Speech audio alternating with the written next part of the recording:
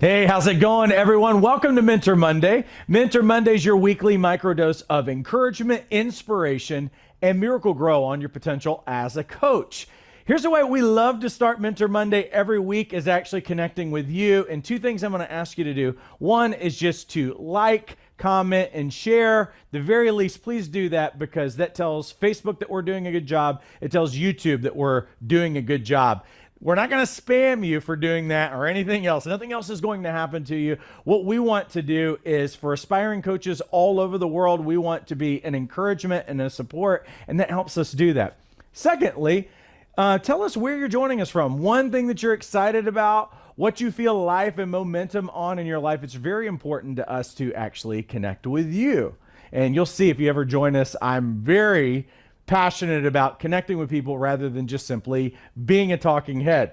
Having said that, this is another week. This is my second and final week where I will not be live. Like we are live streaming right now, but I'm not in our studio right now. I'm actually in Mississippi being a nurse to my mom as she's getting better from a knee surgery.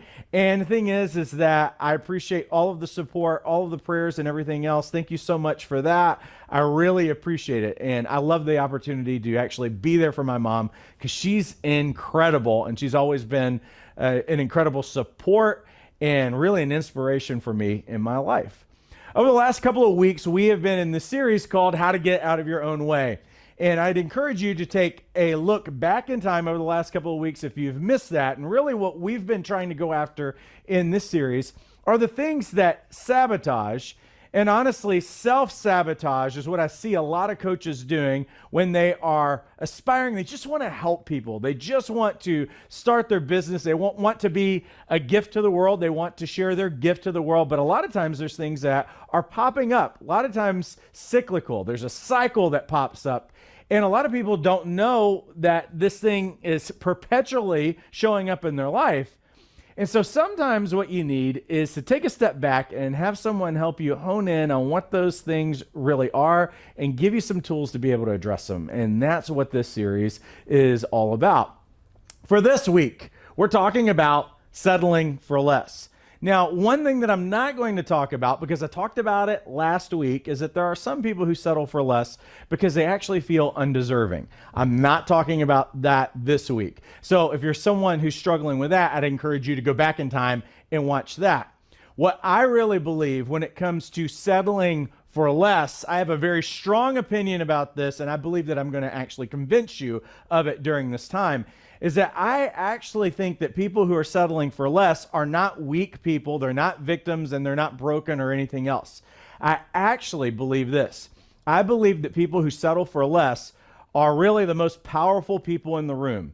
As a matter of fact, some of you might not agree with me, but again, I'm going to prove it to you, is that if you are settling, you are actually in a position of power. And there's some key reasons why I know that.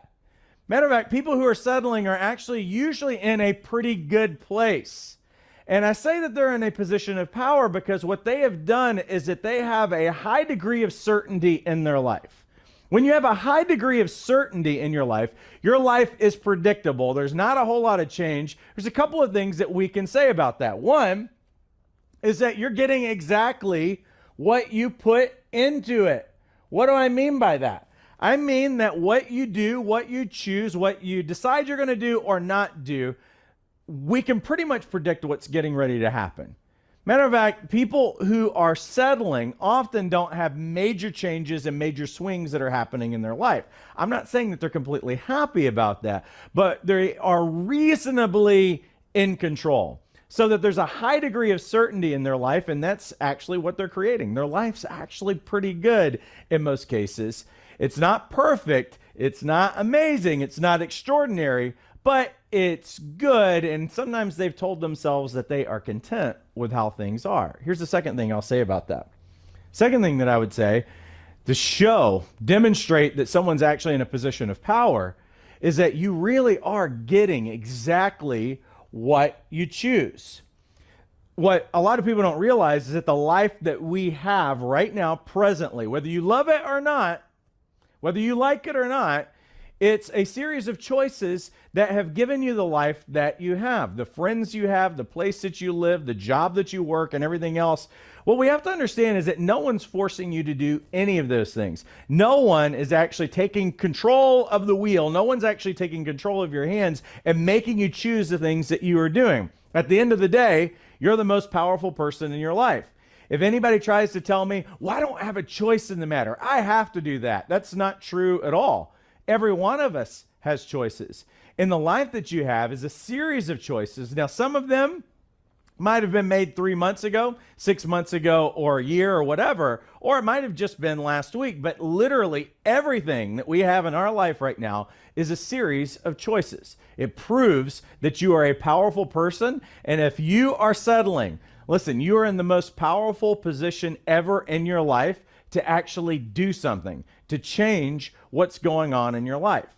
So rather than having the idea that some people do, that people have a life that they're settling for because they think that they are broken or they are a victim or they are hurting, I actually believe the complete opposite about that. Here's what I believe settling really is. Settling is when you are choosing good over best. It's when you're choosing good over best. Because settling is when you are choosing what is over what is destined to be. A lot of people like to talk about destiny. A lot of people like to talk about purpose. A lot of people like to talk about meaning or wishing that they had it or whatever. Well, that's a choice. Because every day I make powerful decisions, whether they are great decisions or not, they're powerful decisions from the standpoint of I am the person making the decision. So the power is in my control of choosing whatever I want actually in my life. Well, the thing is that I have to understand that in many cases I'm choosing what's good, what's predictable, what is within reasonable control of my life, or I'm choosing something new to have a different outcome. You can't have a different life if you keep choosing the same thing over and over again. And most of the time we choose what's good over what's best. Matter of fact, there's plenty of people who are not fully living into meaning, purpose, and destiny over their life, and it's their choice. See, the life that we are living right now may or may not be our destiny. I don't believe that there is a cosmic plan over our life to keep us in a very uninfluential position, to keep us down, to keep us playing a small game or anything else. I really believe that there is a huge destiny. This is what I really believe, that there is a huge destiny and purpose over your life, but you may or may not fulfill that potential. It all comes down to what you actually choose. And many times we're choosing small ball. We're choosing a small game. We're choosing the same kinds of choices that in many cases are really safe, and we don't actually reach into what was actually meant for us in our life. I believe the future is wide open for you. I believe that your potential is as big as you want it to be. I believe that the meaning and purpose over your life is undefined unless you actually define it. I believe that this destiny over our life is up to you to choose, and you can choose this at any given point. Your life story has not been completely written. The final chapter is not over, and that also means that today I can choose where my destiny is going to bring me. Now, the next thing that I'm going to say is probably going to offend some of you, and I'm going to take a chance on equity and that you're going to hear me out when I say this. See, because what I believe is that settling at its core is selfishness. Now, some of you probably don't like that, and I don't blame you because a lot of people probably wouldn't like that, but hear me out. Settling selfishness because it's when we're self-absorbed. It's when we are using that reasonable control over our life to protect the bubble that we are living in. That's why it's selfish at its core.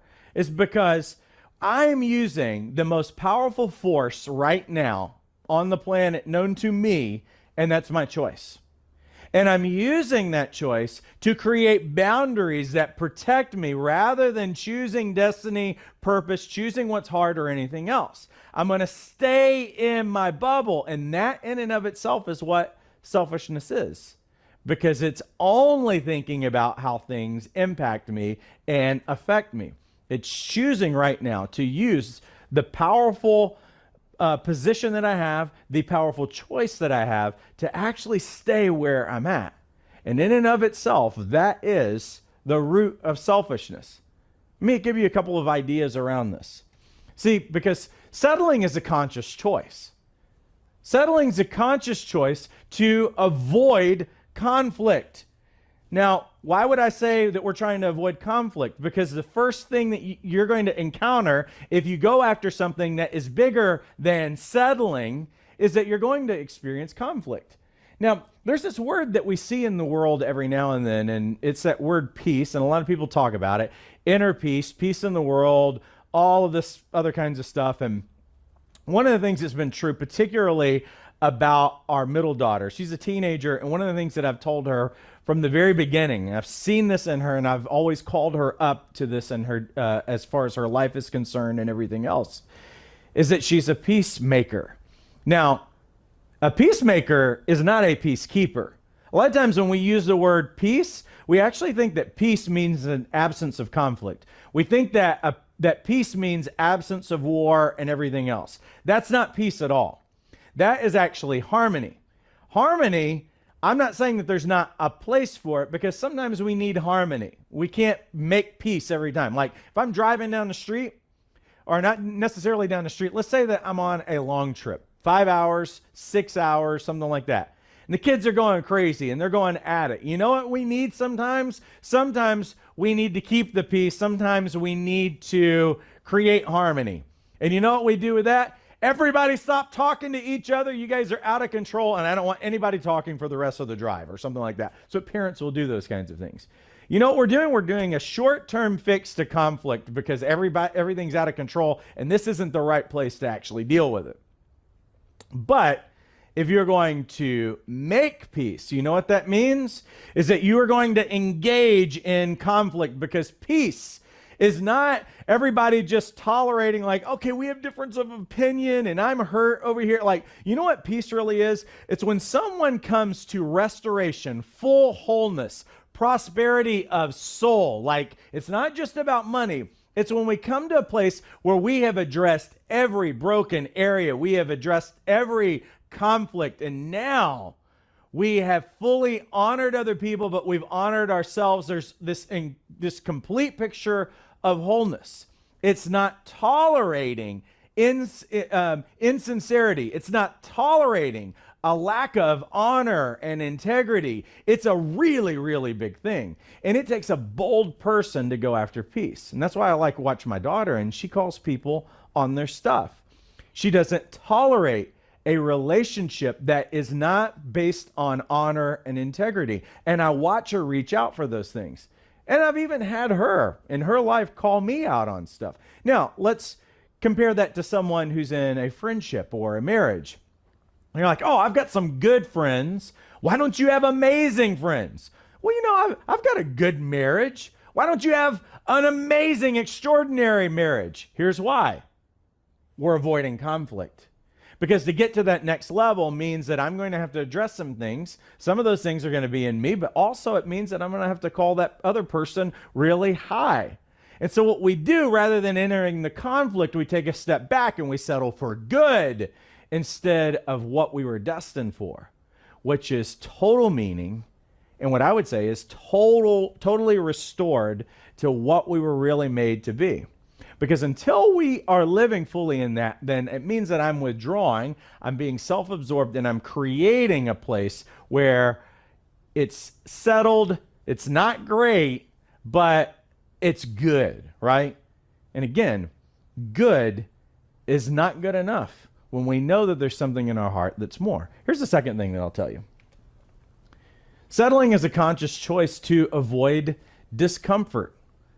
Because we are all creatures of comfort. And this is one of the things that you're going to always see with regard to your future clients, if you're a coach, is that you're going to see that most people are settling for what is comfortable.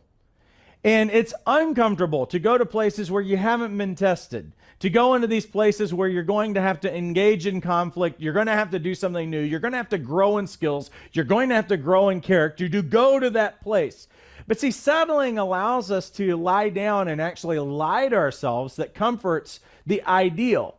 As I've said before, that people will avoid pain more than they will pursue pleasure. Like pain's a greater motivator for change, or it's a greater motivator to stay out of change and keep you where you are. And so most people in the world are actually going to choose comfort over what is actually possible in their life, which is incredibly sad. Here's the next thing.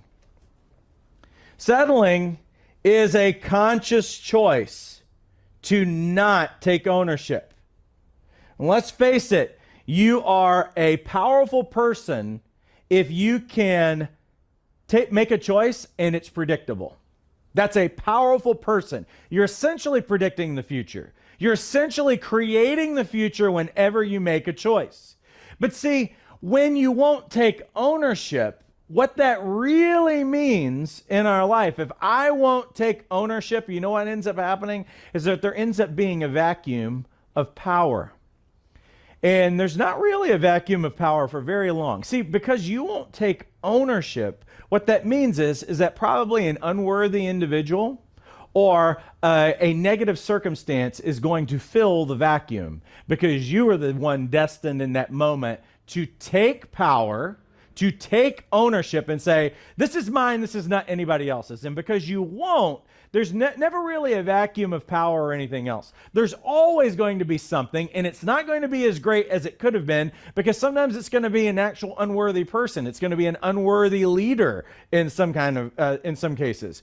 It's going to be a person who's not really vetted, that doesn't have the character sometimes. Not that they are evil, but sometimes they don't have the character because you were the one who was supposed to go on stage in that moment and you didn't respond when your number was called. And these are the kinds of people that we've got to choose to be, because when you settle, that means that someone else is going to take ownership of the thing that was actually destined for your hands in that moment. It's not going to just go away. Is it something that was calling your name wasn't actually being responded to, and so now it's somebody else's. Here's the next thing. Is that settling is a conscious choice to give your power away to people and circumstances. And what we're really talking about is that you are conceding your own power. Like, you've shown that your choices can create a sphere of influence, can create a culture, can create something around you. And actually, because your choices are so powerful, it makes that area predictable.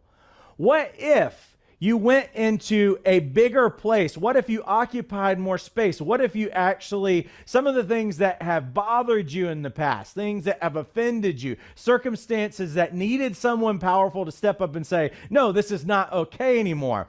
See, because we won't step into that, we could actually have this kind of an influence that is stretched out and has a much bigger territory. But because we are withdrawing, you know what that means? Is that we're actually conceding power. Because you won't use that power of choice for something beyond you, that means that you're literally giving power away. Now, I want you to look at this again, because what is giving your power away to people and circumstances actually causing? Well, it actually has a direct impact on the people who are in your sphere of influence. Like, if you will not choose to get involved, if you will not choose to make a choice that is bigger than you, bigger than what you're making right now, it really changes the watermark at which people live in. Like, imagine if people were actually taking bold, courageous choices, if they were actually using this power of choice for something a little bit more far-reaching than what is currently within their grasp, how the high watermark goes up for everybody because of this. What you have to understand is it's a selfish choice to only live in self-preservation rather than making a choice that actually changes other people's lives. It takes a bold person who will actually get unsettled in their life to start living this kind of life. So enough of the problem. Let's talk about what it actually takes to get unsettled. Here's what it takes to get unsettled. First of all, it takes grieving over the areas where we've settled. Now, I know some of you are like, why do I need to grieve over this thing? You need to grieve over it. It's not simply looking at your life and saying, well, here's some areas where I'm unsatisfied and now I'm going to do something different about it. It's not that. You know what we got to do? Is that we really need to grieve over the fact that we have made choices in light of self-preservation and staying comfortable instead of taking the role that we were meant to play on the planet. See, I don't know of anyone who's going to go to bed at night and say, man, I'm so glad that, like, let's say they're dying. They're on their deathbed. And I don't know anybody who's going to be on their deathbed that's like, you know what, I'm so glad that I didn't overextend myself, that I lived such a comfortable life. No, the reality is that there's going to come a moment when you're actually grieving these things, I believe. I believe that we're going to, at some point in our life, maybe when we get older, but hopefully not when it's too late, that we can actually look at our life and be like, man, you know what? I really could have pushed the envelope. I really could have said something in this moment. I really could have made a really bold choice over here. But instead of waiting until we're at the end of our life, why can't we actually look at our life really honestly, really with some brutal honesty, and look at our life and say, you know what? I need to grieve the fact that I've actually missed opportunities in my life. Like, grieving's not a bad thing. As long as grieving brings us to change in our life, grieving's not a bad thing if it's not keeping us in our past, but it's actually making us make new choices. That's good kinds of grief that we can have that actually moves us forward towards our life. We need to take stock right now of what our safe choices and what our choices to stay in comfort has actually cost people around us, cost us opportunities in the past. Here's what I think. I think that you are living right now with a fraction of the influence that was destined for you in your life. I'm not even talking about money. Money might be one thing or whatever, but you know what? I think of what that actually represents. We've got to grieve the fact that we have a fraction of the intimacy and relationships that we should be having in our life right now. That's not okay. We have to come to this place where we're really not okay, because the reality is that the only way that we're going to go into a new kind of life is when we finally get unsettled enough, because again, pain is a greater motivator for change. You need to get in touch with your pain. Like, we can mask it and we can try to mask it and act like we're apathetic and we don't care. Your life doesn't make any sense if you don't have an ambition for it. You've got to grieve this, and you've got to seize an ambition, which leads me to the second point, is that you've got to seize the there must be more feeling. What am I talking about? Well, I believe that we can kind of sum it up like this. There's this feeling in us that tells us, and here's what I believe for every one of you who are listening to me right now. There's a feeling in your heart where you say, I was meant for more than this. That is the feeling to seize. When you know that there is potential that you have not reached and you're like, I know I have more potential than this. That is what the feeling is that I'm talking about. If you've ever felt this sense that there was more meaning and purpose than what you have grabbed a hold of in your life, then that is the feeling. And you know what the feeling is telling us? That feeling that there is more, that feeling that you haven't reached potential, means that it exists. See, the feeling is response to something that is actually in existence right now. And that means that we can grab a hold of it, we can lean into it, and we can live into it. And we've got to seize what we are actually feeling and utilize it. Here's the next thing, is that we need to do some self-talk. And you know what that self-talk looks like? It looks like apologizing to yourself for conceding. Because we have to be honest with ourselves.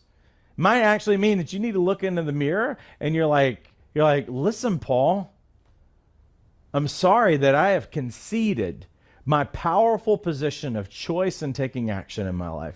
I am so sorry that up to now I have lived in the safety zone, I've lived in predictability, and I've made all of that stuff, I've made life as easy as it could possibly be. Then you make a promise. Paul, you know what? I am taking control of every area that's been placed in my hands. Today, I'm going to speak to my body. I'm going to speak to my mind. I'm going to speak to my emotions. And I'm telling them, mind, emotions, body, We are putting it all on the line to live a life of meaning and purpose. We're going to live a life of significance. And pain is not as great as staying where we are. We can't stay where we are anymore. We have to live into this life of significance. We have to grab a hold of this thing that we were actually meant for. Body, mind, and emotions, you are going to serve meaning and purpose and figuring out what we are here for rather than serving comfort. This is the way that we've got to talk. Listen, your emotions will follow whatever you determine for you. Your body will follow whatever you determine is the new norm that you're going to live by. And here's the fourth thing. The fourth thing is this, is that today you choose one area with a specific action where you're going to start. What's the area that's most important to you? What is the area that frustrates you the most? What is the area that, if you're honest, would keep you up at night if you allowed it to?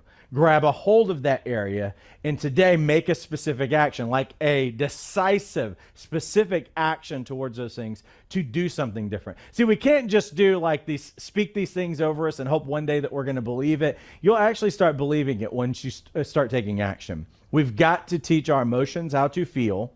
And we've got to even teach our physical body to submit to what we actually want in our life. And you know what? They'll follow suit.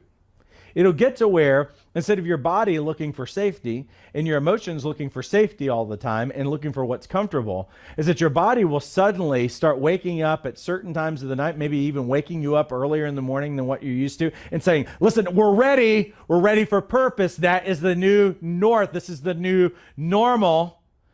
You will actually teach your emotions and your body how to act, because right now they're undisciplined.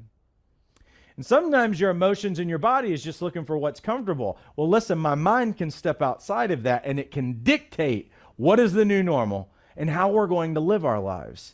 This is the way that we begin to get unsettled, and this is the way that we start living into meaning and purpose in everything that we were made for. Let me pay the bills really quickly. For those of you who have not gotten trained and certified as a coach, we have an opportunity for you, and it's called Jumpstart Your Coaching Practice. Now, obviously in our school, you can simply come into our life coach certification course and you can get trained and certified as a coach. But our big value as a school is not to just be one-dimensional, where we teach coaching proficiency. What our desire is that you would thrive in your life, and the overflow of that is that your practice would also thrive as well.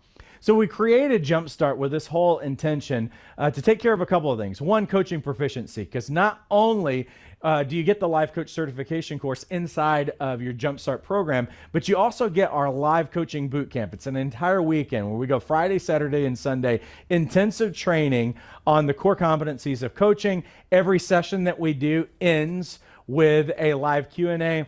And we also have live role playing. We also give you a lot of tools over the course of that weekend. We want you to be the most proficient coach that you can be. And we also include 90 days of replays after that boot camp is over with, so that you can really catch what coaching is about, because coaching is really more caught than taught. We also give you brand camps. Some of you have no idea how to do branding, how to do marketing messaging, how to design a website, color schemes, how to write an email. Well, you know what? We cover all of those things over the course of Brand Camp. It's about 10 to 12 hours of additional training that you get immediately when you sign up for boot camp. Sign up for Jumpstart. Jumpstart itself is a 30-plus module business development roadmap. And we show you all of the things from beginning to end, your how-to step, because what our intention is to make it as simple as possible, to take all of the guesswork out and give you the real how-tos on how to actually start a coaching practice. For me, and it's really important for you to know, that I'm a multi-six-figure coach. Why is that important for you to know? Is that what we're going to actually teach you is not just simply the skills of coaching, but we're going to show you how to actually build a coaching practice authentically around you.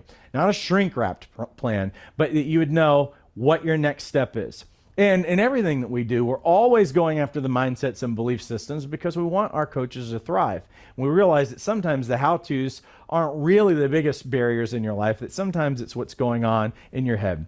We show you how to create multiple streams of income as a coach. We show you how to have an explosive first coaching session. We actually give you a template for that inside of Jumpstart. There's so many tips, tools, everything that we give you. Also, we have a live call every Wednesday for the students who are part of that program where you can ask any questions that you have. We do additional trainings, additional workshops every month. We also give you feedback on anything that you're working on. This would normally cost thousands of dollars. The price is only $97 a month. That's $3.25 a day, or the cost of Starbucks.